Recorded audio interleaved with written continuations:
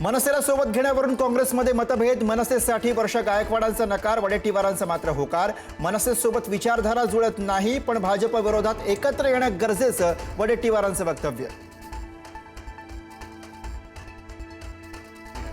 बीएमसीसाठी ठाकरेंच्या शिवसेनेसोबत आघाडी करण्यासाठी पवारांच्या राष्ट्रवादी चर्चा करा. तर बीएमसी निवडणुकीमध्ये पवारांची राष्ट्रवादी मनसेसोबत जाणार का, चर्चांना उधाण. शिंदेंच्या मंत्र्यांना फडणवीस ऑपरेट करत आहेत. शिंदेंचे मंत्री आज ना उद्या भाजपमध्ये जातील, अंबादास दानवेंचा दावा. काँग्रेस पक्ष अमिबास सारखा, संदीप देशपांडेंची जहरी टीका. तर रंग बदलण्यापेक्षा आव्हानं झेलत अमिबास सारखी तग धरण्याची आमच्याकडे क्षमता, सचिन सावंत यांचा पलटवार.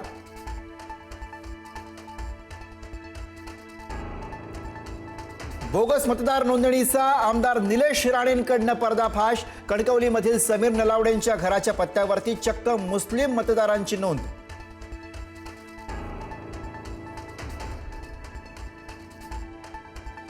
मी स्टार प्रचारक आहे, मग हिशोब कशाला, खर्चाचा विचार करू नका. गडचिरोलीमधील प्रचार सभेमध्ये चंद्रशेखर बावनकुळे यांचं विधान.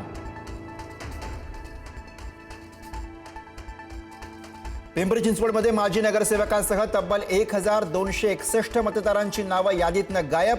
पंकज भालेकरांचं नाव मतदार यादीतून वगळलं. यामागे भाजपचा हात, अजित पवारांच्या राष्ट्रवादीच्या भालेकरांचा आरोप.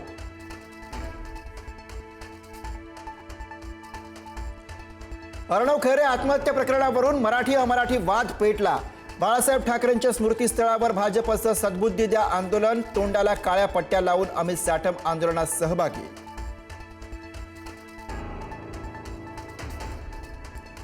भाजपच्या सद्बुद्धी द्या आंदोलनाला मनसेकडनं प्रत्युत्तर. अटल बिहारी वाजपेयींच्या प्रतिमेला अभिवादन करून मनसेचं भाजपला उत्तर. तर अर्णव खैरेच्या मृत्यूवर भाजपनं नीच राजकारण केलं, संदीप देशपांडेंचा हल्लाबोल.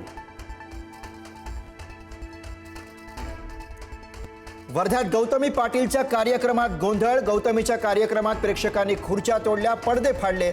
गर्दीमुळे नियोजन कोलमडल्यानं प्रेक्षकांचा गोंधळ.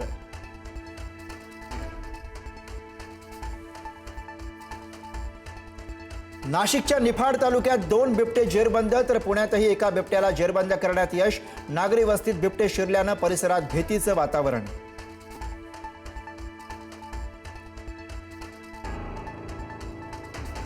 सिडकोकडून प्रथम येणाऱ्यास प्रथम प्राधान्य तत्वावर 4508 घरांची गृहनिर्माण योजना जाहीर.